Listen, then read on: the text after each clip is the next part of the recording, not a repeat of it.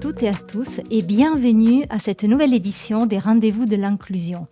Aujourd'hui, c'est un format spécial, c'est un format grand public parce qu'on souhaite aborder aussi des sujets diversité plus large et discrimination aussi que le handicap, notamment apparence physique, origine, âge, on ne peut plus rien dire.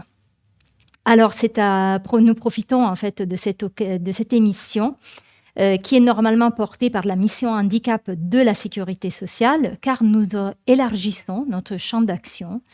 Et effectivement, avec les sujets d'apparence physique, origine et âge, on souhaite aller voir les spécificités, mais on souhaite aussi comprendre qu'est-ce qu'ils peuvent nous enseigner pour accompagner aussi les autres discriminations au travail.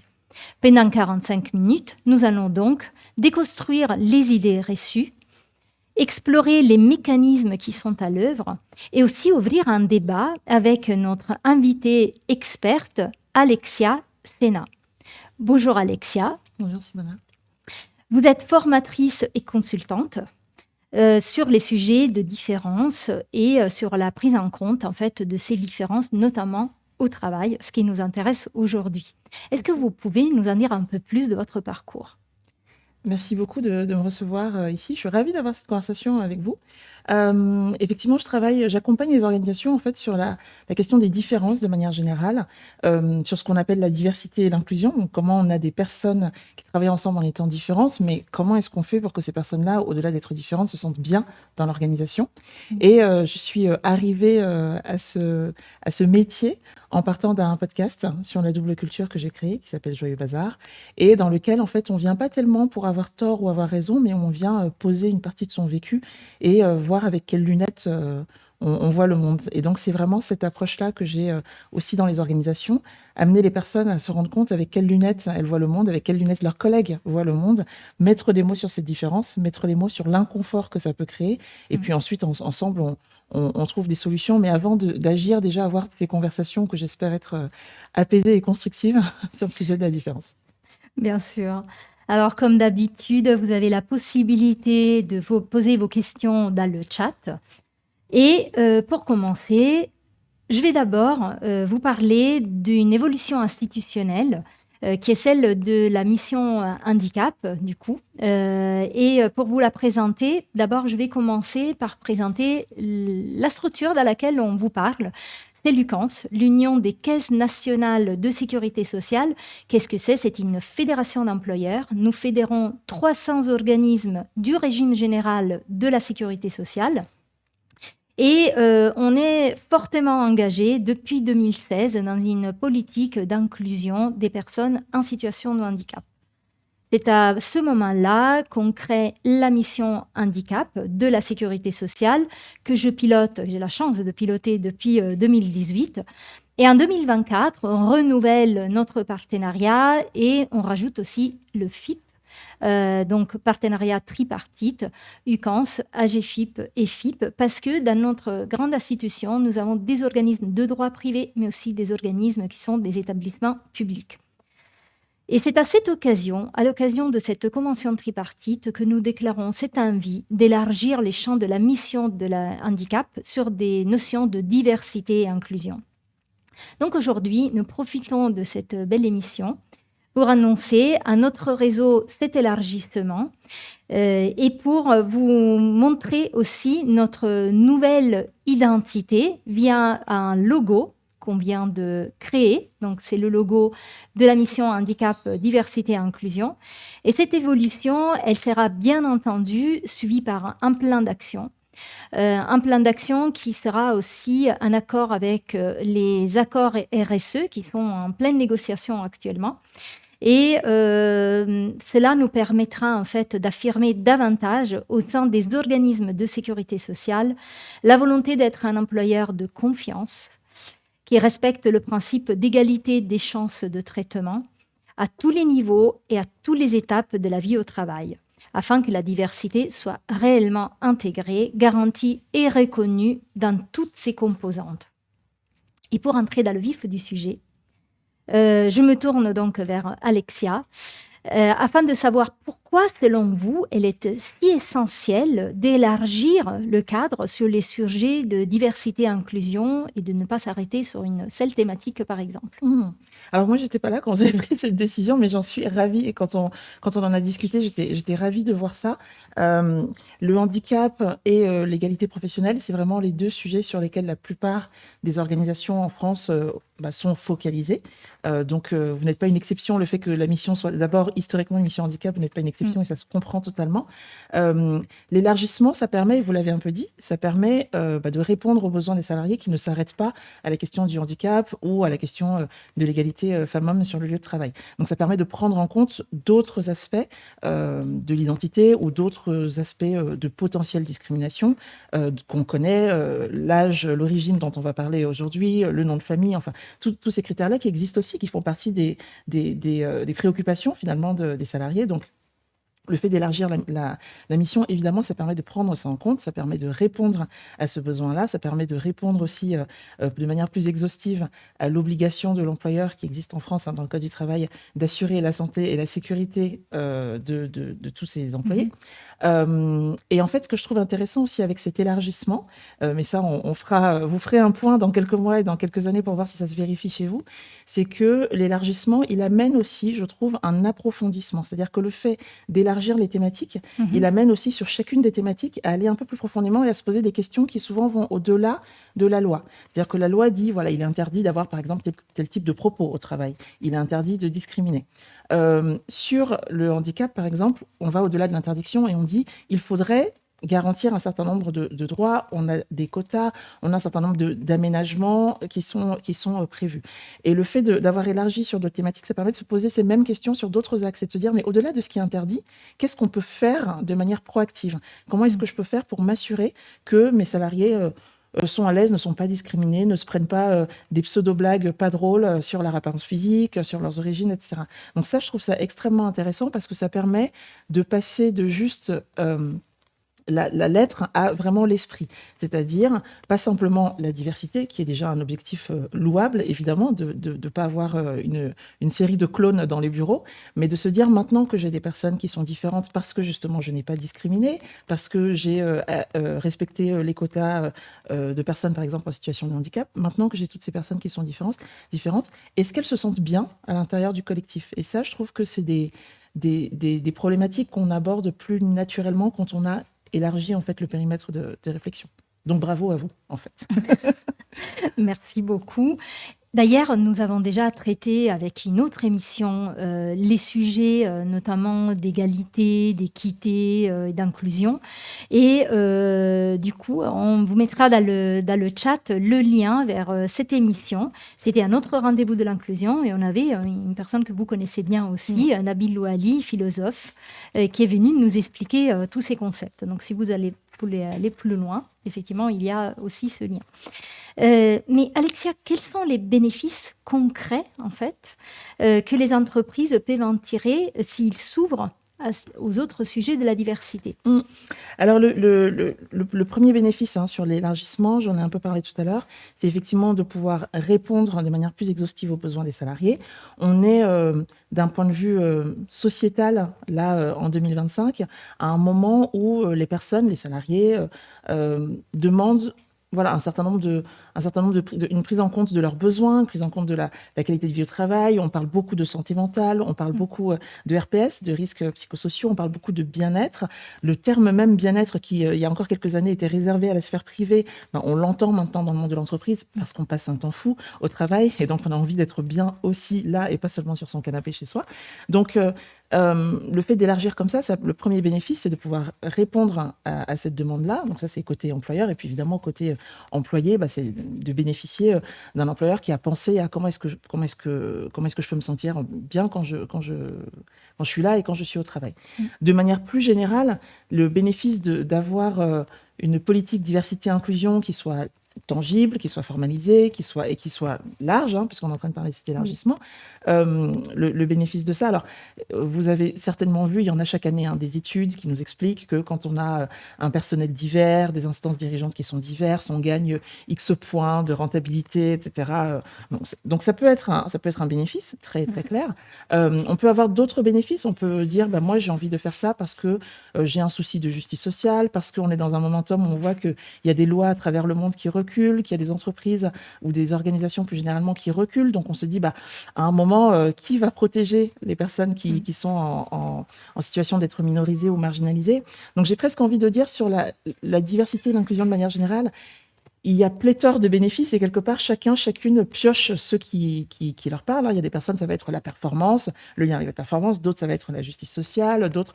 Et finalement, je ne sais pas si c'est très politiquement correct de dire ça, mais prenez ce que vous voulez à partir du moment où vous agissez, où ça vous met en action, prenez ce que vous voulez. Mais ce qui est certain, c'est que, parce que c'est quand même ça le cadre de tout, c'est le cadre juridique et réglementaire. Et c'est vrai que dans cette obligation d'assurer la sécurité des travailleurs, avoir une politique diversité-inclusion qui soit robuste, ça permet d'être en règle, en conformité avec la loi. Ça, c'est vraiment la base. La base, oui, c'est le démarrage. Et après, aller plus loin et Évidemment. s'intéresser à ce que l'entreprise souhaite aussi donner aux collaborateurs. Et là, on rentre dans la responsabilité sociétale d'une entreprise, dans tous les cas. Tout à fait. Et le type d'environnement de travail qu'on a envie de créer pour soi et puis pour ses collègues. Oui, ouais.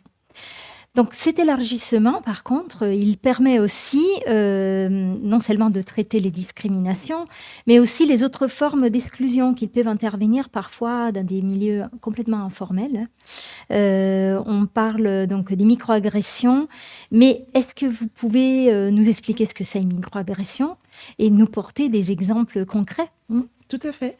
Alors les microagressions, c'est tous ces agissements, alors c'est souvent du verbal, mais parfois ça peut être du non-verbal, c'est tous ces agissements qui vont être considérés plutôt comme banal, anodin, oh pas si grave, écoute, c'est peut-être toi qui exagères, alors que en fait ils ont un vrai impact pour la personne qui les reçoit, soit parce que ils portent atteinte à sa dignité, tout simplement, soit parce qu'en tout cas ils la stigmatisent en mettant vraiment le doigt, en pointant du doigt sa différence. Donc on va retrouver petite phrase grand dégât. Je vais publier bientôt un livre sur les microagressions qui s'appelle Petite phrase grand dégât. Je trouve que ça dit vraiment tout. On va retrouver des phrases donc tu sais utiliser l'intelligence artificielle. Dis donc pour ton âge j'aurais pas cru. On va trouver t'es homo, mais dis donc c'est marrant, ça se voit pas. On va retrouver attention, il y a Alexia qui arrive, il faut planquer les chouquettes parce que sinon elle va toutes les manger. Et vous voyez, sur des choses beaucoup plus direct de l'ordre de l'injure, en fait, tout le monde ou presque va être d'accord pour dire que vraiment là, ce qui vient d'être dit est scandaleux et qu'il faut faire quelque chose et que c'est pas possible d'entendre ça à la machine à café. Alors que sur ces petites phrases-là, il peut y avoir un peu plus de doute parce qu'il va y avoir la moitié des personnes présentes qui va dire non, moi je vois pas le problème, c'était juste une blague. Et puis tu connais Alexia, tu connais son humour, elle est comme ça, on va pas la changer. Il va y en avoir un quart qui va dire non, mais c'est absolument scandaleux, faut arrêter ça. Puis un quart qui n'a rien vu du tout, qui va dire il s'est passé un truc là, où est-ce que j'étais? Donc c'est ça les microagressions, c'est toute la difficulté en fait des microagressions, tout l'enjeu, c'est ce côté. On se demande est-ce qu'il y avait une mauvaise intention ou pas. On se dit, mais ça dépend peut-être du contexte. Ça dépend, peut-être que la personne, c'est pas ça qu'elle voulait dire. Et du coup, on passe beaucoup d'énergie à se poser toutes ces questions-là et pas assez, à mon goût, à se poser la question de l'impact. Quel est l'impact sur les personnes? Est-ce que j'ai des gens qui se désengagent, etc., etc. Donc, c'est ça, les microagressions. C'est vraiment ces petites choses-là. Et c'est vrai que le fait d'élargir les missions, ça permet de rentrer aussi dans ce champ-là qui n'est pas seulement le champ de la discrimination, c'est-à-dire est-ce que je recrute ou pas, mais qui est le champ d'une fois que j'ai recruté et que la personne est là, comment est-ce que je la traite? Est-ce qu'elle vient le matin la boule au ventre en se disant qu'est-ce que je vais me recevoir comme blague aujourd'hui quand je vais arriver dans l'open space?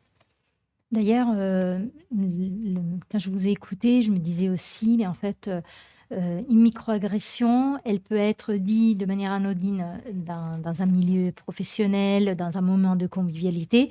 Peut-être on l'a dit qu'une seule fois, mais peut-être que la personne l'a déjà entendu ailleurs plusieurs fois. Et donc, c'est un cumul de microagressions qu'elle reçoit dans des environnements différents. Complètement, et merci de parler de ça, c'est très très juste. Vous savez, sur la question, par exemple, tu viens d'où? Question qu'on entend plus souvent quand on n'est pas une personne blanche. Alors, je me situe en contexte français et notamment en contexte français hexagonal, hein, pour dire les choses clairement. Mais voilà, les personnes non blanches entendent beaucoup plus souvent que les autres tu viens d'où, ou des personnes qui peuvent être blanches ou pas, mais qui ont un accent, à qui on demande tu viens d'où. Et c'est vrai que c'est des sujets, voilà, cette question-là, elle revient beaucoup dans les ateliers que j'anime dans les entreprises. Et parfois, je dis aux personnes, mais vous vous rendez pas compte que quand vous posez cette question à 17h43, vous êtes la 12e personne de la journée à poser cette question. Mais c'est normal. Moi, quand je pose la question, je ne peux pas savoir qu'il y a eu 11 personnes Bien devant sûr. moi. Okay, mais le fait de se rendre compte que, en fait, si vous aviez posé la question à 9h42, peut-être que déjà la réaction aurait été un peu différente parce que vous n'auriez été que la 2e. Oui. Mais à 17h43, c'est pas possible. La personne, elle n'en peut plus, en fait.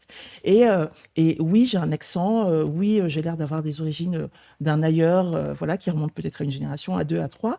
Mais est-ce qu'on peut parler d'autre chose, en tout cas d'emblée? Est-ce qu'on peut ne pas focaliser que là-dessus? Et le tu viens d'où, c'est quelque chose qui peut me renvoyer à un ailleurs, ce qui peut être un peu désagréable quand on a l'impression que ça fait quand même un petit moment déjà qu'on est français ou française. Et donc la répétition, elle vient effectivement amplifier ça. Elle vient amplifier ce sentiment que on ne me parle que de ce qui est différent chez moi, que de ce qui n'est pas dans la norme. Il y a d'ailleurs une vidéo, je pense qu'elle est, oui, elle est disponible sur YouTube. En anglais, c'est sûr, et je crois qu'elle a été sous-titrée en français aussi, qui compare les microagressions à des piqûres de moustiques. Et qui dit, en fait, on est toutes et tous piqués par des moustiques l'été, certains plus que d'autres, à vrai dire, mais bon, globalement, ça nous arrive à toutes et tous. Et en fait, bon, c'est pénible, mais c'est pas dramatique. En revanche, les personnes qui sont vraiment piquées tout le temps, bah, ça commence à être vraiment très, très compliqué. Et puis, elles développent une espèce de sursensibilité, c'est-à-dire que le moustique, il est encore loin, que déjà, elles se disent, oh là là, ça va être pour moi. Et donc, on n'est pas affecté de la même manière selon qu'on est piqué une fois en passant ou qu'on est vraiment piqué tout le temps, toute la journée, entre juin et septembre, quoi, en gros. Vous l'avez dit tout à l'heure d'ailleurs, ça dépend aussi comment les personnes voient le monde, donc de quelles lunettes elles regardent les choses. Tout à Parce fait. qu'effectivement, on peut avoir la remarque, ah mais tu viens d'où? Si on est fier de dire d'où on vient, si on a, je sais pas, on s'est installé depuis peu dans le pays, effectivement ça nous semble tout à fait naturel, alors que si c'est quelques générations, on porte encore peut-être les traits de cette génération-là, mais peut-être on n'a pas envie qu'on nous questionne sur ça, qu'on se sent appartenir à un pays. Donc c'est aussi la manière dont les personnes la personne même qui subit la microagression, qu'est-ce qu'elle a dans son esprit à ce moment-là? Comme vous le dites, si c'est peut-être un début de journée, c'est une chose. Avoir la 11e remarque à la fin de la journée, c'est tout autre chose. Donc, tout à fait. Et l'idée, c'est d'arriver à entendre ça, en fait, arriver à se dire... moi, ce ne serait pas un sujet pour moi parce que j'en sais rien, j'adore parler de tel pays, parce que ça me permet d'avoir des super conversations avec des gens, etc. Mais est-ce que je suis capable de comprendre que pour quelqu'un d'autre, ça puisse être un sujet? Et donc, est-ce que je suis capable d'ajuster mon comportement, d'entendre quand on me dit, en fait, Alexia, ce serait bien que tu arrêtes ou que vous, dans l'équipe, arrêtiez de me poser tout le temps ces questions. Ou alors, voilà, j'y répondrai, mais un peu plus tard. Là, on vient de se rencontrer, ça fait à peu près 18 minutes qu'on se connaît, on peut peut-être parler d'autre chose et pas tout de suite que je commence à poser la grande histoire de mes origines ici. Donc, c'est vrai que, et merci de souligner ça, sur ces questions des microagressions, c'est d'ailleurs un des enjeux, hein, c'est que tout le monde ne le ressent pas de la même façon. Il y a des personnes qui vont être offensées à des endroits où d'autres ne vont pas voir où est le problème. Et donc, la question, c'est vraiment de faire attention à ses collègues, d'entendre ça et de pouvoir dire, bah tiens, Marie, quand je lui pose cette question-là, ça ne lui pose aucun sujet. En revanche, je me rends compte que Jean-Pierre, quand je lui pose cette question, ça pose je vois que ça va le titiller quelque part. Donc, est-ce que je suis capable d'entendre ça et d'enregistrer dans ce super logiciel qu'est mon ordinateur, qu'est mon cerveau, le fait que, voilà, Jean-Pierre, je vais éviter ou je vais attendre un peu avant de lui poser la question. Et par rapport à ça, il faut être attentif aux autres. D'abord, donc il faut être sensibilisé sur cette attention. Alors, avant d'explorer dans le détail qu'est-ce que c'est la définition des microagressions ou des agissements discriminatoires, y a-t-il des questions voilà, pour l'instant, il n'y a pas des questions, mais vous pouvez poser vos questions dans le chat. N'hésitez pas, parce que comme ça, elles me seront données tout à l'heure. Donc, effectivement, Alexia... la définition de la microagression, on va la voir là. Qu'est-ce qu'une microagression? Donc, je vous laisse lire la définition et nous l'expliquer. Oui, c'est Ce que je disais tout à l'heure, c'est pas forcément verbal, hein, donc ça peut être un propos, mais ça peut aussi être un comportement. Par exemple, imiter des traits physiques, une attitude. Ça peut être une attitude plus ou moins hostile, mais ça peut être effectivement quelque chose dans la gestuelle. Ça peut être même des silences ou des omissions. C'est pas forcément quelque chose que je dis. Ça peut être aussi des omissions. Ça peut être je rentre dans la pièce, je serre la main à tout le monde, sauf à la seule personne non blanche, et elle, je lui fais un check, par exemple. Tous les exemples que je donne sont des choses que j'ai vues ou entendues dans les organisations où j'interviens.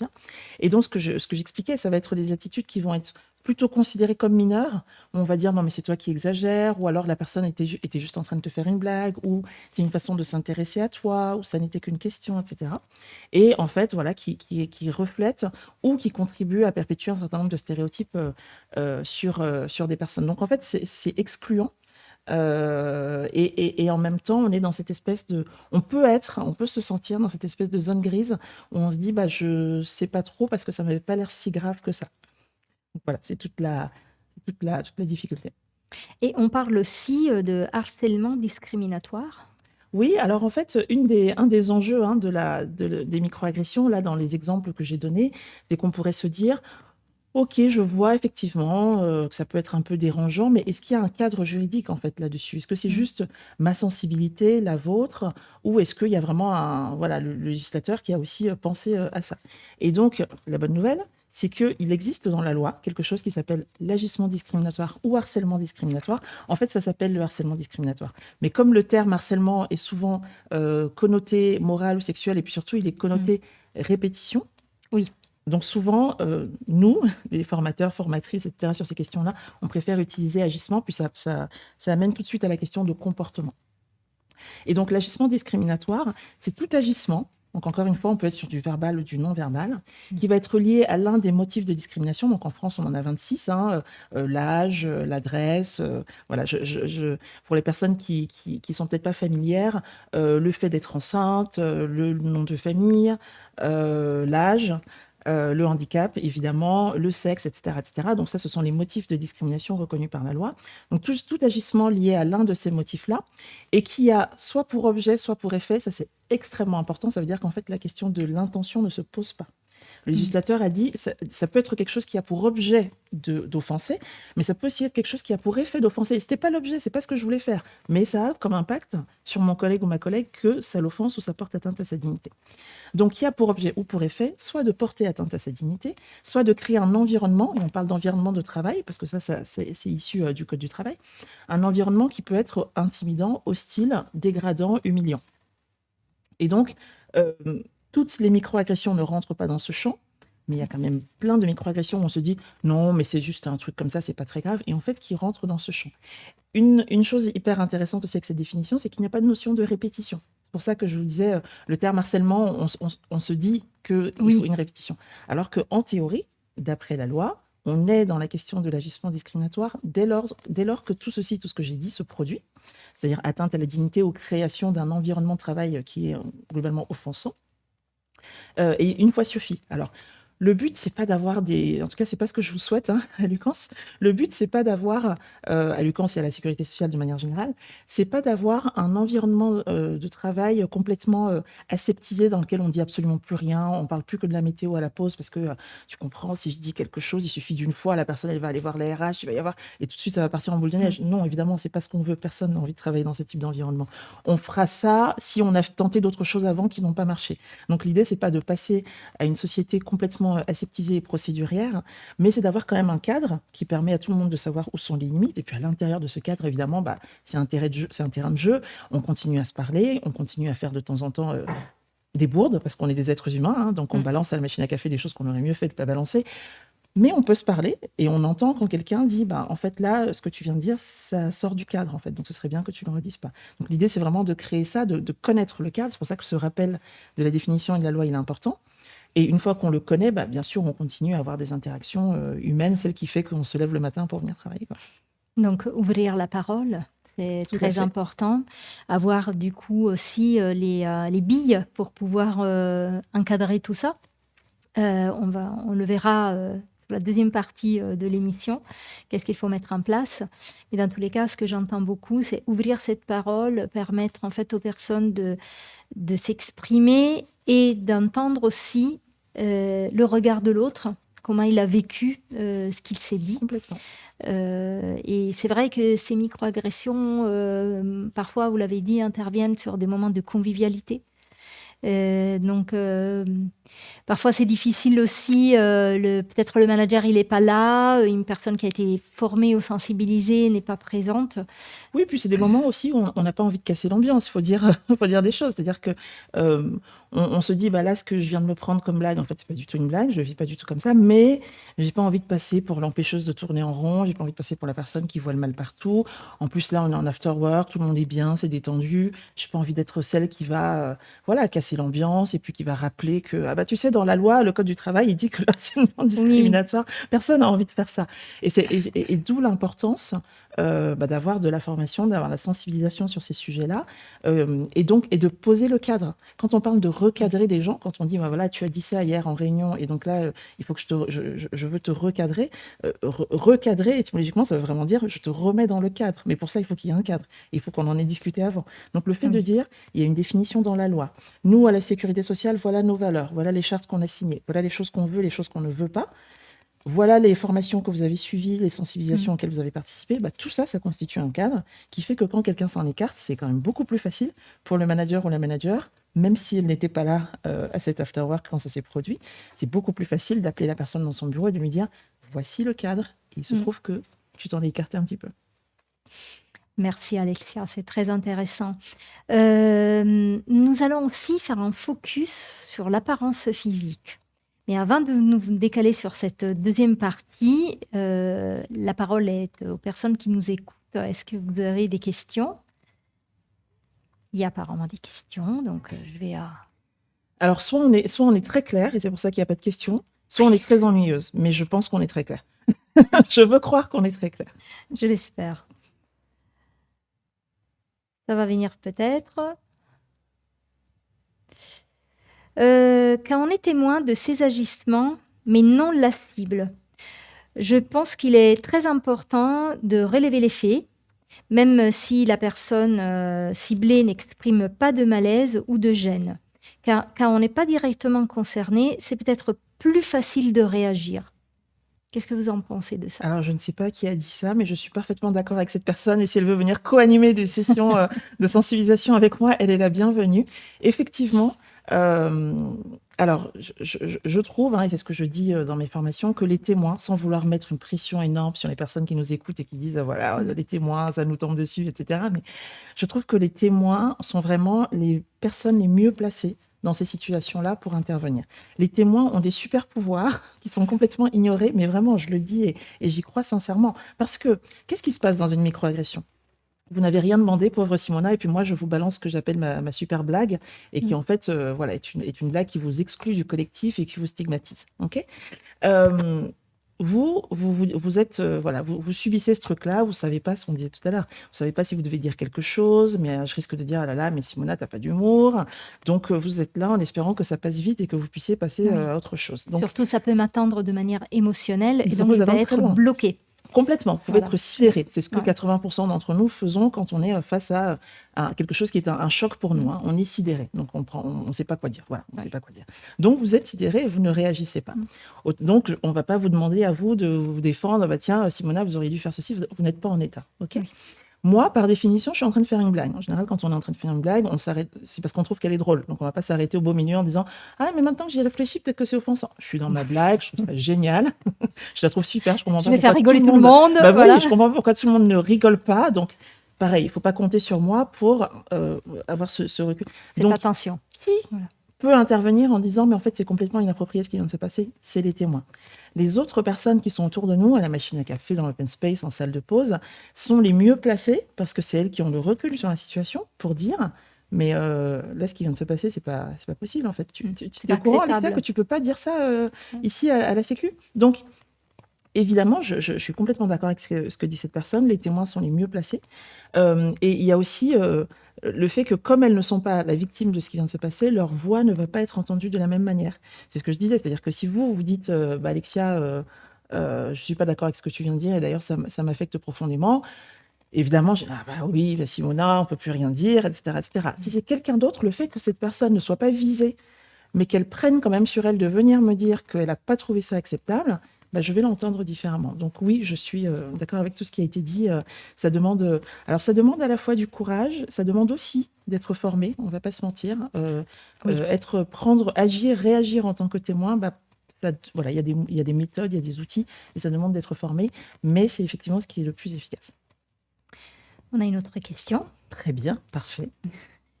Quels sont les bons éléments de langage lorsqu'il s'agit de recadrer une tenue vestimentaire, par exemple, qui manque à l'obligation de laïcité? Quelles sont les bonnes pratiques pour ne pas générer un ressenti de discrimination?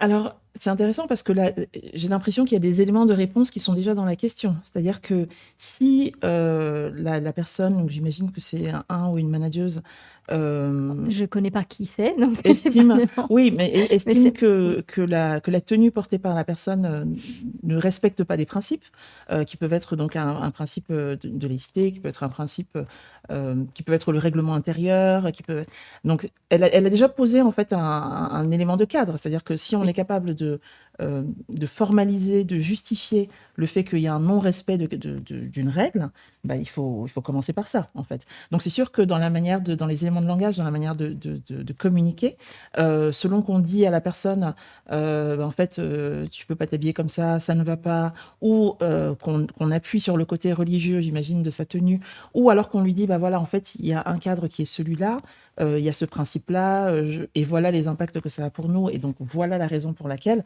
bah, c'est sûr que déjà, on amène la question différemment. Et de manière générale, sur ce type de recadrage, comme sur le recadrage de, par exemple, une personne qui serait autrice d'une microagression, il y a un élément qui me semble important, c'est avec quelle intention je viens. Est-ce que je viens avec l'intention de sanctionner, avec l'intention de juger, avec l'intention de punir, ou est-ce que je viens avec l'intention d'ouvrir une discussion, de dire avec quelles lunettes, je reprends toujours mon histoire des lunettes, mais avec quelles lunettes je vois le monde, est-ce que j'arrive à me mettre à la place de l'autre et de me dire, bah voilà, quand il ou elle va recevoir ça, voilà ce qui pourrait se passer. Donc ça, c'est le premier point. Et le deuxième point, c'est vraiment le cadre que je pose. Est-ce que je dis ça à la personne à la va-vite dans un couloir, ordinateur sous le bras, ou est-ce que je prends le temps pour lui en parler, pour expliquer? Je lui laisse aussi un espace pour dire, elle, ce qu'elle en pense. Comment tu le vis? Je veux pas que tu te sentes comme ça. Est-ce que ça va? Est-ce que tu veux qu'on en reparle demain? Donc tous ces éléments-là vont évidemment jouer sur la manière dont se passe la discussion. Et puis porter des éléments objectifs et factuels et se rattacher au cadre qui est celui-là déjà de l'entreprise, un règlement intérieur, tout ça, effectivement. Et sur le point, pardon, je me permets, mais sur le point spécifiquement des questions liées à la laïcité, alors c'est pas notre sujet du jour, donc on ne va pas forcément s'engouffrer là-dedans, mais je trouve que c'est un cadre juridique qui est très mal compris, qui est très mal connu et très mal compris. Et donc, sur ces questions-là spécifiquement, alors il y a des guides pour les entreprises qui existent. La FMD, l'Association française des managers de la diversité, en a établi plusieurs, ils sont en accès libre. Mais voilà, ne pas hésiter à se référer aussi au RH et voire aux personnes, aux services juridiques pour bien établir, en fait, est-ce que là, on est en infraction, le mot est un peu fort, mais en infraction par rapport à la loi et par rapport au principe de laïcité, ou finalement pas. Parce que c'est vraiment très mal connu. Et parfois, on pense que la tenue ou le comportement de la personne n'est pas OK, n'est pas licite, alors qu'en fait, il est. D'accord. On a une nouvelle question. Ah, mais c'est super, ça y est. Les gens ont compris qu'ils peuvent nous poser des questions, que tout va bien se passer pour eux, donc c'est génial. J'ai une collègue qui s'amuse à j'arrive pas à prononcer le mot. Roucouler. Je le connais pas, je suis désolée. À mon passage, pensant probablement que ce n'est qu'un jet me sachant gay. Or, cela me met particulièrement mal à l'aise. Je ne sais comment faire passer le message. Après tout, c'est quelque chose que j'ai laissé s'installer depuis longtemps. Donc, c'est quelque chose qui est devenu une habitude et que la personne vit mal. Merci beaucoup de nous partager ça, Oui. déjà. Merci à vous, merci de la confiance. Et merci de soulever ce point, effectivement, qui a encore comment dire, un contexte spécifique, c'est effectivement un contexte où une habitude s'est installée et où la personne qui en est la cible n'a pas, depuis plusieurs semaines ou plusieurs mois, plusieurs années, n'a pas réagi. Et donc, ce moment où ça devient insupportable. La première chose que j'ai envie de vous dire, c'est qu'il n'y a pas... Le fait que vous ayez laissé ça s'installer ne vous donne pas moins de légitimité pour dire aujourd'hui que ça suffit, en fait. Pour plein de raisons, on parlait tout à l'heure de sidération. On sait que les victimes, souvent, mettent un peu de temps, un peu ou beaucoup de temps à agir, en fait, et à dire, en fait, ça ne me convient pas, ce qui s'est passé ou ce qui se passe. La deuxième chose, c'est que voilà, on peut tout à fait trouver que quelque chose est OK, en partie parce qu'on se dit que ça va arriver une fois, deux fois, puis à un moment, les gens vont se lasser. Puis on se retrouve 10 ans plus tard où la personne continue à recouler. Et on se dit, mince, en fait, c'est pas passé. Donc déjà, poser je tiens à poser ça. Ça vous rend pas moins légitime pour dire, en fait, maintenant, ça suffit. J'ai envie de croire que... Alors, on n'a pas tous les éléments de contexte, je ne connais pas cette personne, on ne va pas présupposer la manière dont elle réagirait, mais préparer cette conversation, ce que je disais tout à l'heure, avec quel est mon objectif, quel cadre de conversation je crée, est-ce que je fais ça en one-to-one, est-ce que je fais ça dans les locaux, est-ce que je fais ça en dehors des locaux, et puis des éléments de communication non violente, c'est-à-dire parler de jeu et le moins possible de tu. Et dire, voilà, quand je passe et que tu fais ça, voilà ce qui se passe chez moi, voilà ce que je ressens, voilà ce que ça crée chez moi, voilà ce dont j'aurais besoin.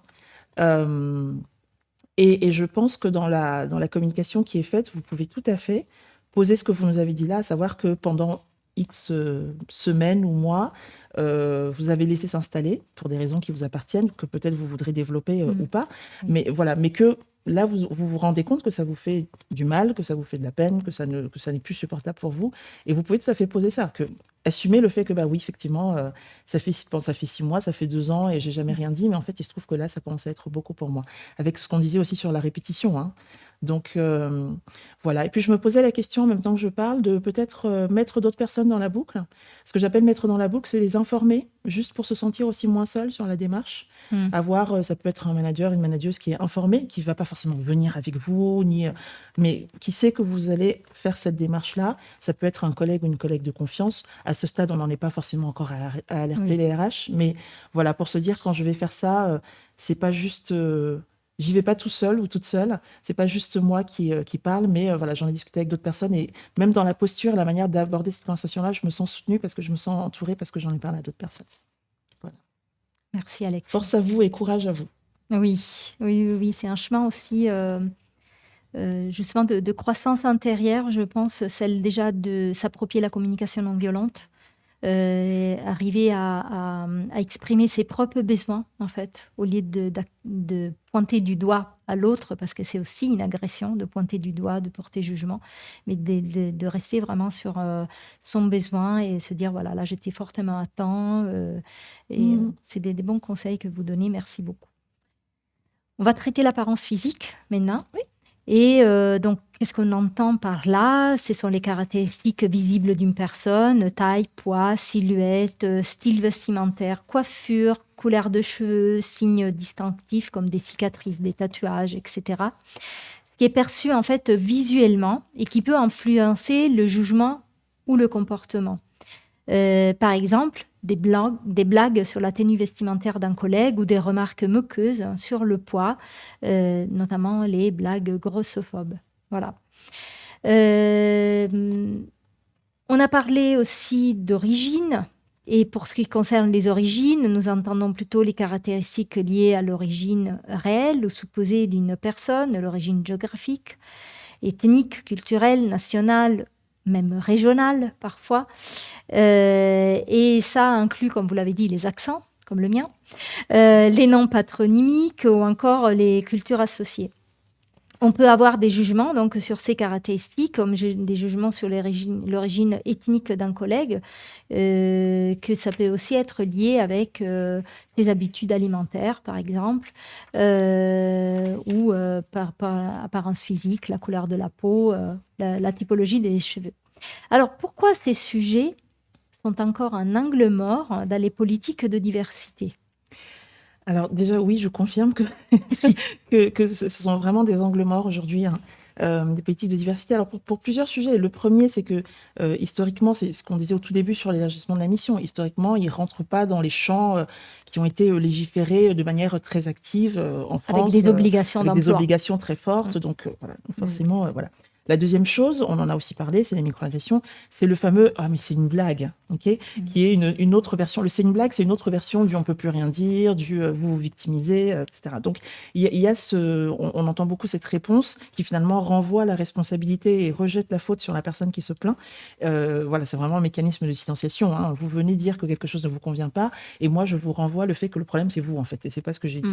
Donc tout ça met de la subjectivité dans ce qui se passe et donne l'impression que du coup on peut rien faire, que c'est un peu parole contre parole, que oui alors Alexia elle a dit ça mais finalement c'est peut-être Simona qui est un peu fragile, et du coup on fait pas grand chose parce que comme on sait pas trop qui a raison, on fait pas grand chose, on met ça sous le tapis.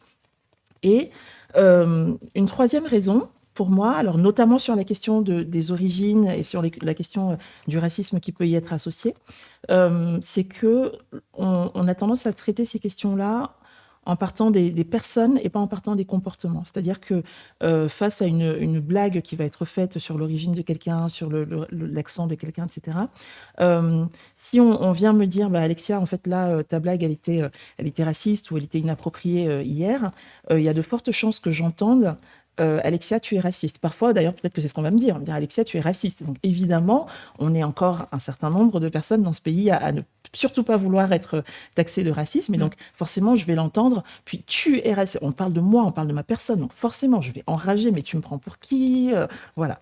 Alors que si on remet ces agissements-là sur le terrain, c'est pour ça que j'aime beaucoup ce terme agissement, si on remet ces agissements-là sur le terrain des comportements, c'est-à-dire que je ne juge pas qui vous êtes, je juge ce que vous avez fait hier. Et d'ailleurs, je ne le juge pas, je le compare à un cadre. Déjà, c'est beaucoup plus facile, cette nuance-là, c'est beaucoup plus facile d'agir et de se dire, voilà, alors par rapport à ce comportement-là, qu'est-ce qu'il a comme impact, qu'est-ce qu'on fait pour qu'il ne se reproduise plus, etc. Et je pense que sur ces questions-là, dont vous avez parlé d'apparence physique, etc., voilà, les personnes autrices peuvent se sentir plus qu'ailleurs, parce qu'on en a moins parlé aussi de ces sujets-là que d'autres, peuvent se sentir jugées sur la personne et pas seulement sur leur comportement. Donc ça crée des crispations qui font que ce sont du coup des angles morts des actions qui sont mises en place dans les organisations. D'accord. Et vous intervenez en entreprise, vous rencontrez beaucoup de situations. Est-ce que vous pouvez aujourd'hui nous porter des témoignages concrets sur ces sujets-là, des exemples du vécu peut-être que vous avez traités? Oui, alors j'en ai donné quelques-uns, hein, mais sur par exemple là sur des fonctions de représentation, moi j'intervenais dans une boutique de luxe, rue du Faubourg Saint-Honoré, pour les personnes qui connaissent. Voilà, dans Paris, c'est une rue dans laquelle il n'y a que des boutiques de luxe, hein, des clientèles très aisées. Et donc, pour le coup, la discrimination fondée sur l'apparence physique, en estimant que telle tenue, tel piercing, tel tatouage, telle texture de cheveux, telle coiffure ne fait pas suffisamment professionnel et ne correspond pas au profil luxe de la clientèle qui arrive. Donc, qu'est-ce que ça signifie pour la personne quand on lui dit que ses cheveux ou la coiffure pour laquelle elle a opté ne sont pas suffisamment professionnels? Qu'est-ce que ça produit? Voilà, des phrases sibyllines. C'est rare de voir des gens comme vous à ce poste. Qu'est-ce que je suis censée comprendre de cette phrase-là? Moi j'adore bosser avec les Indiens, vous êtes hyper sympa. Tout ça, je prends que des exemples vécus, hein. Je vous ai fait une petite compile, un petit medley, ok. La microagression, ça peut aussi être, je parlais tout à l'heure, je disais que c'est pas que du verbal, ça peut aussi être ne jamais être représenté sur les visuels de l'entreprise, par exemple, que ce soit les visuels en interne, le rapport d'activité, ou des visuels en externe, les publicités, se dire mais c'est marrant, il y a quand même jamais personne qui me ressemble, en fait. Il y a une violence symbolique qui est très forte. Des phrases du type « t'as maigri un peu, ça te va pas mal ?» Grossophobe, clairement. Le client, il n'aime pas trop les tatouages, donc demain, c'est pas toi qu'on va envoyer, on va plutôt envoyer Eric, parce qu'il n'en a pas. Je trouve ta coiffure très jolie, mais pas assez professionnelle. J'en ai parlé. Je vais jamais réussir à prononcer ton nom. T'as pas un diminutif, des fois? Voilà, je prends vraiment que des... Et pardon, je l'ai pas dit, un trigger warning, parce que moi je prends des exemples comme ça pour mettre aussi des mots sur ces situations-là. Mais parmi les personnes qui nous écoutent, il y en a peut-être chez qui ça peut voilà, réveiller des choses aussi vécues. Donc évidemment, on s'en excuse et ça n'est pas l'objectif. Mais voilà, poser des mots aussi pour prendre conscience. Et puis tout ce qui est imitation d'accent, hein, j'en ai parlé aussi. Et la question de... Alors ça, c'est pareil, un terme qui est un peu moins connu, mais qui a été établi d'abord par la jurisprudence dans le droit français, et puis là, qui est rentré cette année dans le droit pénal, c'est le harcèlement d'ambiance. Alors jusqu'ici, les condamnations, ça a toujours été du harcèlement sexuel d'ambiance. Mais c'est quoi le harcèlement d'ambiance? C'est... par exemple, des plaisanteries, des affiches, par exemple, à caractère pornographique sur les murs dans un bureau, des plaisanteries un peu graveleuses, mais qui ne visent pas une personne en particulier. C'est-à-dire que moi, je vais travailler dans ce service-là, ça ne va pas me viser moi, on ne parle pas de moi, Alexia, mais on va parler, par exemple, des femmes en général ou des autres collègues des autres services, mais c'est répété, c'est tout le temps, c'est dans la culture de l'équipe, et moi, je subis ça toute la journée, et au bout d'un moment, ça commence à devenir compliqué d'aller travailler. Et donc, voilà, ça peut être ce type de comportement et d'agissement qu'on retrouve dans les entreprises. Ouais. Effectivement, ce sont des choses qu'on peut tous, à un moment donné de notre parcours, soit subir, soit faire subir. Et pourtant, on se met pas dans la catégorie, comme vous l'avez dit, de personnes qui portent une discrimination forte. Mais ces micro-agressions-là, elles peuvent être vraiment dans le quotidien de tout le monde. Oui. Et quelles sont les conséquences psychologiques et professionnelles sur les personnes, justement, qui sont touchées de près et qui peuvent subir une attente par rapport à toutes ces expressions? Alors déjà, merci de rappeler qu'effectivement, sur ces questions-là, il n'y a pas de manichéisme. C'est-à-dire qu'il n'y a pas les bons d'un côté et les méchants de l'autre. On peut tour à tour, dans la même entreprise, dans la même journée, parfois, être à un moment victime, être à un moment auteur ou autrice et être à un moment témoin. On tourne entre ces trois rôles voilà, dans la journée de manière... et même quand on est une femme noire aux cheveux crépus, eh bien, on peut se retrouver à être autrice de comportements racistes ou sexisme. Voilà, ça ne donne pas un totem d'immunité. Donc déjà, ça me permet de poser ça. Merci. Et sur la question des impacts, alors il y a des impacts, et merci de poser cette question, parce que j'ai parlé tout à l'heure de l'intention versus l'impact, en disant qu'on parle beaucoup de l'intention, est-ce qu'elle a fait exprès, etc., et pas assez de l'impact sur nos collègues. L'impact, il est à plusieurs échelles. Il y a des impacts individuels, qu'on va retrouver évidemment sur les victimes, un sentiment d'humiliation, ça crée de la colère, mais c'est une colère qu'on n'a pas trop envie de montrer parce qu'on est au bureau, ça se fait pas, il faut rester calme, professionnel, etc. Donc, il y a un cercle vicieux. Comme j'ai de la colère, mais que je ne peux pas l'exprimer, j'ai encore plus de colère, puis j'ai de la frustration. Bon, voilà. Donc, ce sentiment d'humiliation. Quand il n'y a pas eu d'intervention des collègues, on parlait des témoins tout à l'heure, pour faire écho à la question, enfin la remarque qui était faite dans le chat, ça me crée aussi, moi victime, un sentiment d'impunité, et donc d'impuissance, et donc d'insécurité, parce que je me dis, attends, tous les jours, je vais travailler dans un environnement où quand les gens me disent ça, personne ne réagit. Comment est-ce que je peux me sentir en sécurité ici? Donc ça, c'est un impact individuel sur les victimes. On a, et ça c'est aussi un angle mort, on n'en parle pas suffisamment, des impacts sur les témoins. Et on se rend compte d'ailleurs que l'impact sur les témoins est beaucoup plus fort que celui sur les victimes. Ça peut être étonnant. Mais en fait, les témoins assistent à quelque chose, et puis cette espèce de frustration de se dire j'ai pas réagi, j'ai pas su comment réagir, personne d'autre n'a réagi, du coup c'est passé comme ça. Donc il y a voilà, une forme de culpabilité, et puis de se dire... la personne, j'étais là et elle s'est sentie autorisée à faire ce type de blague en ma présence. Donc, voilà, je me sens un peu pris en otage, quoi. Donc ça, c'est des impacts qu'on retrouve sur les témoins. Parce qu'un témoin qui ne réagit pas peut être rapproché comme étant complice. C'est ça. Il peut se dire le fait que j'ai pas réagi, et la victime va penser que je suis d'accord, que j'approuve, mais la personne autrice aussi va se dire tiens, Alexia elle était là, elle a rien dit, soit d'emblée elle s'est dit attends, je m'apprête à dire mon truc, bon Alexia elle est là, c'est ok, je peux dire ça devant elle, voire elle va rigoler avec moi, ou alors après coup se dit quand j'ai dit ça devant Alexia, elle a rien dit, donc ça veut dire que c'est bon. Ok. Et donc ce sentiment d'être pris en otage, de se dire mais il y a quelqu'un qui a décidé que c'était ok pour moi et qui s'est senti autorisé à dire ça, quoi. Donc voilà, je rentre chez moi en me disant non seulement que je me sens coupable parce que j'ai rien fait, mais en plus je me dis mais dans quel environnement de travail je suis, quoi. Et donc ça, vous voyez bien que par contagion émotionnelle, c'est-à-dire que je suis pas bien, donc mon collègue à côté sent que je suis pas bien, se dit lui non plus n'est pas très bien, puis on en parle, puis il se rend compte que les témoins qui étaient là se sentent pas très bien, etc.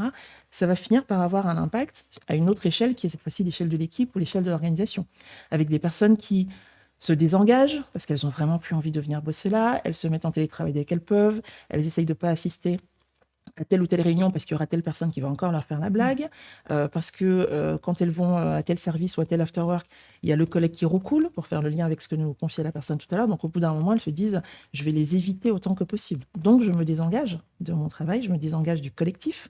Donc on voit que les impacts sur l'organisation par capillarité, en fait, ils grandissent et ils grossissent. Donc il y a de vrais impacts, effectivement psychologiques parce que je vais pas bien, mais aussi sur la cohésion et donc sur la performance individuelle et collective.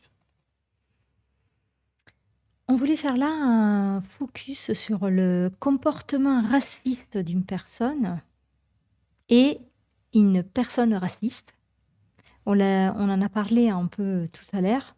Est-ce que vous pouvez descendre un peu plus dans ce détail-là et voir aussi du coup la définition de qu'est-ce qu'on entend pour racisme déjà? Oui, effectivement, je l'ai évoqué tout à l'heure quand je faisais la différence entre personne et comportement. Alors, le cas du racisme est un cas particulier parce que vraiment, dans les tabous de notre société, voilà, le racisme se pose là, hein, et même dans les axes de la diversité et de l'inclusion dans les entreprises, c'est vraiment un sujet, voilà, c'est pas celui par lequel on commence, clairement. Et ce que je trouve intéressant, c'est de se rendre compte que selon comment on définit le racisme, la manière dont la conversation est accueillie n'est pas du tout la même. Donc, selon que et il y a une slide, effectivement, pour les personnes qui nous regardent, qui s'affiche. Selon qu'on définit le racisme comme étant une idéologie, ça c'est un peu la première définition dans les ateliers quand je demande c'est quoi le racisme, c'est d'abord celle-là qu'on me donne. Puis c'est une idéologie selon laquelle il existerait des races de personnes. Donc ça a été démonté par la science, ça fait maintenant un bon demi-siècle qu'on sait que c'est faux. Mais selon lesquelles il existerait des races de personnes, des races biologiques, et en plus des races qui sont supérieures à d'autres. Donc quand je pose cette définition-là, j'ai quasiment toute la salle, 90% de la salle qui me dit du coup ça me concerne pas. Moi je suis pas raciste, je sais pas de quoi vous parlez. Et donc quand je rentre chez moi le soir en me disant si j'ai une certitude sur moi c'est que je suis pas raciste, le jour où je dis un truc qui est raciste, c'est un peu compliqué de me faire entendre raison puisque je suis partie du principe que je ne suis pas raciste. Or, le racisme, c'est aussi, et si vous cherchez la définition dans le Larousse, vous trouverez aussi cette deuxième définition, c'est aussi l'ensemble des comportements individuels ou collectifs qui eux-mêmes reposent sur des stéréotypes racistes. Conscient ou non. Qu'ils soient conscients ou non. À force d'avoir entendu dans mon enfance, autour du poulet dominical, que les Arabes sont des voleurs, en fait, il y a quelque chose en moi qui s'installe et qui s'ancre. Si en plus, je retrouve ça dans des dessins animés que j'ai regardés, je le retrouve dans des chansons, je le retrouve dans les médias, je le retrouve dans des discours politiques, au bout d'un moment, ça s'ancre en moi, y compris à l'insu de mon plein gré. Et donc, ça va m'amener à avoir des réactions, parfois réflexes, ça peut un regard, un geste de méfiance, une réticence à travailler avec ou à promouvoir ou à recruter, etc., des personnes arabes. Parce qu'on m'a dit, attention, c'est des voleurs, ou on m'a dit, c'est des gens à problème, enfin bon, tout un tas de stéréotypes qui vont jouer sur mon comportement. Et donc, c'est vrai que le fait qu'on dise qu'on parle d'une personne raciste ou qu'on parle d'un comportement raciste, déjà, ça permet de commencer la discussion différemment. Si vous venez me voir en me disant « Alexia, tu es raciste », il y a de très fortes chances que je le prenne mal. En tout cas, au moins en première réaction. Je préfère vous dire tout de suite, ça ne va pas me plaire.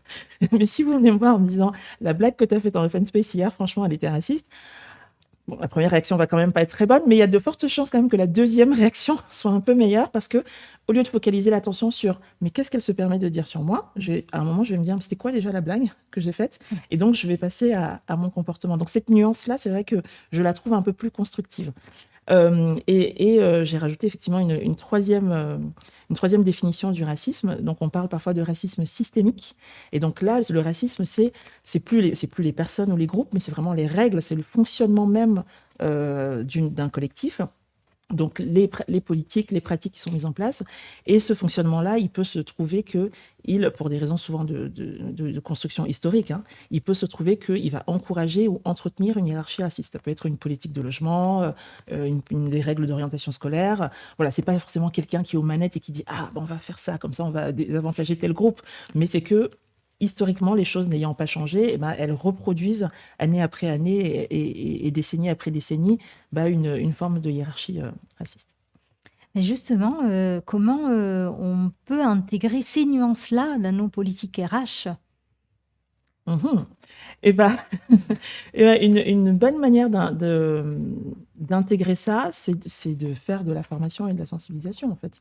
C'est d'expliquer. Parce qu'en fait, là, ce que je dis, alors il y a des personnes qui le savent déjà, évidemment, il y a des personnes qui le sentent plus ou moins, mais avoir un corpus intellectuel formalisé qui explique la construction sociale, sociétale et historique des stéréotypes, qui explique le lien entre les stéréotypes et les comportements qu'on va avoir après de manière consciente ou inconsciente, qui évacue cette question de l'intention, qui évacue la question de vous êtes raciste ou vous ne l'êtes pas. Moi, je le dis en atelier, je dis je vous connais pas. Peut-être que parmi vous, il y a des gens racistes, mais en fait, là, ça fait juste une demi-heure qu'on se parle. Je peux pas vous dire.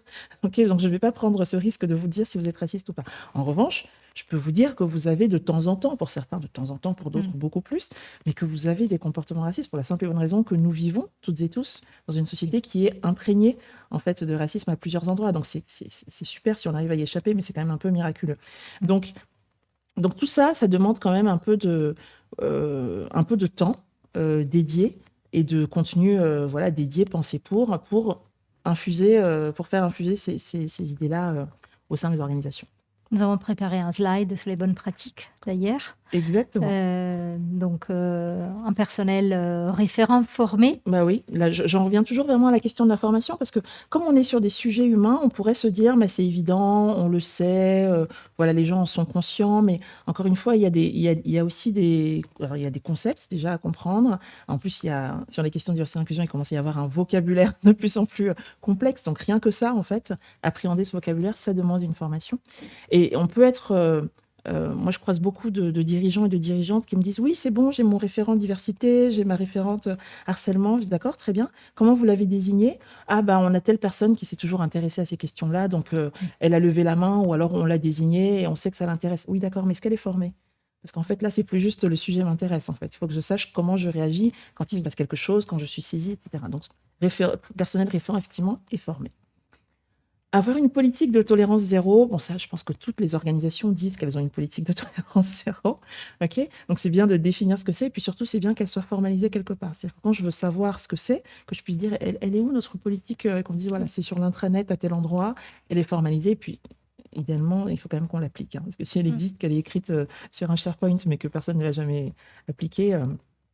Et ça peut avoir l'air très évident ce que je dis, mais la question de l'impunité est vraiment au centre de tout ce qu'on se dit là. C'est-à-dire que si mon collègue siffle chaque fois que je passe, je lui ai dit une fois, je lui ai dit deux fois, il ne s'est rien passé. Je suis allée voir les managers, je leur ai dit, il ne s'est rien passé, il n'y a pas eu de recadrage, il y a eu un recadrage, il a continué, j'ai dit que ce serait bien d'avoir une sanction. On m'a dit, oh mais tu comprends, on ne va pas le sanctionner, c'est pas le moment, puis il vient d'avoir un enfant. Alors que une sanction, le premier niveau de la sanction, c'est un avertissement. Hein, c'est pas forcément tout de suite un licenciement pour faute grave. Il y a quand même une gradation. Voilà. Donc, la politique de tolérance zéro, il faut vraiment qu'elle soit appliquée pour que les personnes aient confiance et puissent se dire, OK, ça fonctionne vraiment et je me sens protégée par mon employeur. Le processus de signalement, c'est aujourd'hui une obligation, mais seulement pour les entreprises de plus de 250 salariés. Donc, pour les autres, c'est une bonne pratique que je ne peux que vous recommander. Quand il m'arrive quelque chose, est-ce qu'il y a un endroit, est-ce que je sais quelle est la procédure pour le signaler ? Signaler, ça ne veut pas dire... c'est pas de la délation. Je me permets de préciser ça parce que c'est aussi des choses que j'entends beaucoup dans les ateliers de personnes qui disent « Ouais, mais moi, j'ai pas envie de balancer les collègues. » Ce à quoi je réponds, mais j'ai pas envie de laisser les collègues souffrir, parce qu'en fait, pour une personne qui continue à micro-agresser ou à harceler ou à discriminer, en fait, il y a 2, 3 ou quelques dizaines de collègues en fait qui sont en souffrance, qui soit ont démissionné, sont partis, sont en burn-out, sont en arrêt maladie, etc., etc. Donc, c'est pas de la délation, mais c'est dire à un moment, je veux protéger mes collègues. Donc, quand j'ai essayé un certain nombre de choses qui ne fonctionnent pas, mais il faut que j'ai une procédure très claire qui me dit comment je peux faire pour remonter ces faits. J'ai parlé beaucoup de formation et de sensibilisation, spécifiquement en microagression parce que, comme je le disais, c'est un sujet un peu, je ne sais pas trop, mais peut-être. Donc, je trouve que c'est vraiment bien d'avoir un cadre très précis là-dessus. Il existe myriade de formats possibles. Ce qui me semble important, je dis ça pour les personnes qui nous écoutent et qui pourraient se poser la question pour leur organisation, ce qui est important, c'est que dans ces formations-là, il y a des espaces de partage pour les participants et les participantes, que ce ne soit pas quelque chose de descendant, où moi, Alexia Sénat, j'arrive et je raconte tout ce que je sais, mais qu'il y ait des espaces où les personnes peuvent partager des expériences et partager des questions aussi. Parce qu'on est sur des sujets, parfois, où on se dit, si je pose telle question, je vais passer pour le boomer de service qui sait rien. En fait, non, j'ai le droit de poser ma question ou de dire que je suis pas d'accord, d'ailleurs. Donc, des espaces de discussion, ça me semble important. Et puis, dans des bonnes pratiques que j'ai pu voir ici ou là, dans des organisations où je suis intervenue, effectivement, il y a, par exemple, des guides. Avoir un guide, alors il peut être papier, il peut être en ligne, mais dans lequel on va aborder tous ces sujets un peu tabous dont on ne sait jamais trop comment les prendre. Bah voilà, par exemple, le racisme au travail, bah, pourquoi on me dit tel mot et on ne dit pas celui-ci, voilà, pourquoi tu viens d'où, ça peut être problématique, pas pour tout le monde, mais parfois. Voilà, donc poser tout ça et si possible en s'appuyant de cas vécus dans l'entreprise ou de questions qui se posent dans l'entreprise. Et une dernière chose, c'est aussi tout ce qui touche aux ambassadeurs et ambassadrices. Comment est-ce qu'on fait pour que la diversité et l'inclusion, de manière générale, mais encore plus sur les questions, sur notre question du jour, hein, l'apparence physique, les origines, etc., ne soit pas l'affaire seulement d'une ou deux personnes, ou alors des RH parce que c'est eux les experts, des référents parce que c'est eux les experts, mais que ce soit l'affaire de tout le monde. Ça, c'est aussi une bonne pratique pour avancer sur ces questions-là. On va arriver bientôt vers la fin de l'émission. Il y aura peut-être d'autres questions. Le rôle des instances de direction, notamment, dans tout ça. Et aussi, quels indicateurs suivre pour mesurer l'impact. Ok. Alors, c'est deux questions passionnantes. Donc, je vais essayer de faire des réponses courtes pour répondre aux deux. Le rôle des instances dirigeantes, la première chose qui me vient, c'est d'être exemplaire. Et c'est souvent là que le bas blesse, hein, d'être exemplaire, parce que, alors il y a une expression qui dit que le poisson pourrit par la tête, mais de manière plus positive, on pourrait dire que l'exemple est plus suivi quand il vient d'en haut, voilà. Et donc, ce que je disais tout à l'heure sur l'alignement entre les actes et le propos qui va créer ou pas un sentiment de sécurité. Donc, la première chose que peuvent faire des instances dirigeantes, c'est se remettre en cause elles-mêmes et se dire qu'est-ce que nous, on peut améliorer dans nos pratiques qui va ensuite ruisseler. Et peut-être se former aussi. Tout à fait. Donc, j'allais dire que le deuxième point, c'est de pousser pour la formation. Mais si elles se forment elles-mêmes, elles verront tous les bénéfices de la formation. Et c'est vrai que moi, j'interviens beaucoup sur les COMEX. Et en fait, quand le COMEX s'est formé, a pris conscience de ses biais, se dit, mais en fait, je peux discriminer, y compris à l'insu de mon plein gré, sort de ce manichéisme de je suis une bonne personne, je suis pas une bonne personne, etc. Déjà, ça change la posture individuelle et collective sur le sujet, la capacité à parler de ce sujet en COMEX. Et évidemment, ça en fait de super ensuite avocats et avocates pour pousser la formation au sein de l'organisation. Voilà ce qui me vient sur la partie instance dirigeante. Et la deuxième question ? La deuxième question, c'était comment on mesure tout ça ? Ah, comment on mesure tout ça ? Vaste sujet. Je sais. Alors déjà, il faut mesurer, parce que ce qui ne se mesure pas n'existe pas, donc il faut mesurer. Il faut mesurer et il faut mesurer régulièrement. Parce que finalement, quand on fait, alors ça porte différents noms, une enquête annuelle, un baromètre, ce qu'on veut, ce qui est important, c'est pas tellement les résultats d'aujourd'hui, mais c'est de se dire comment ça évolue dans le temps. Sachant qu'à partir des résultats d'aujourd'hui, on va prendre des actions demain et donc on va voir ce que ça donne après-demain. Donc c'est ça qu'on veut mesurer. Se poser donc deux choses. Se poser la question de ce qu'on a envie de mesurer. Est-ce que je veux savoir comment les gens se sentent dans l'organisation et comment je le mesure ? Par exemple, souvent, moi, j'interviens en formation et je dis à mes clients, alors attention, il est possible qu'après mon passage, il y ait une hausse du nombre de signalements. Et je leur dis, je vous le dis juste pour vous dire que si jamais c'était le cas, c'est une bonne nouvelle. N'ayez pas peur. En fait, c'est une bonne nouvelle. Ça veut dire qu'il y a peut-être des personnes qui vivaient des choses, qui n'avaient jamais pris conscience que c'était signalable, que ça valait la peine, que c'était légitime pour être signalé, et là qui en tiennent compte, qui en prennent conscience. Ça veut aussi dire que les gens se sentent à l'aise pour signaler, ont confiance dans l'institution, dans le fait qu'il va se passer quelque chose. Donc, c'est une bonne nouvelle. Ça peut faire peur comme ça quand on se dit « Oh là là, qu'est-ce qui s'est passé ?» Mais c'est une bonne nouvelle. Donc, ça peut faire partie des choses qu'on mesure. Donc, qu'est-ce qu'on a envie de mesurer, dans quel objectif ? Et la deuxième chose, c'est comment on pose les questions pour mesurer. Parce que si je vous demande, si on crée un questionnaire et qu'on demande aux personnes « Avez-vous déjà été témoin de microagressions ?» Alors déjà, il y a la moitié des personnes qui vont dire « Une micro quoi ?» Ils ne savent pas ce que c'est. Okay. Puis il y a agression dedans. Donc, je vais vous dire non, franchement, ils sont tous sympas dans mon bureau. Alexia fait des blagues un peu limites de temps en temps, mais globalement, franchement, c'est des amours, donc il n'y a pas de problème. Donc sur une échelle de 1 à 5, tout le monde va mettre 1 en disant ça m'est jamais arrivé.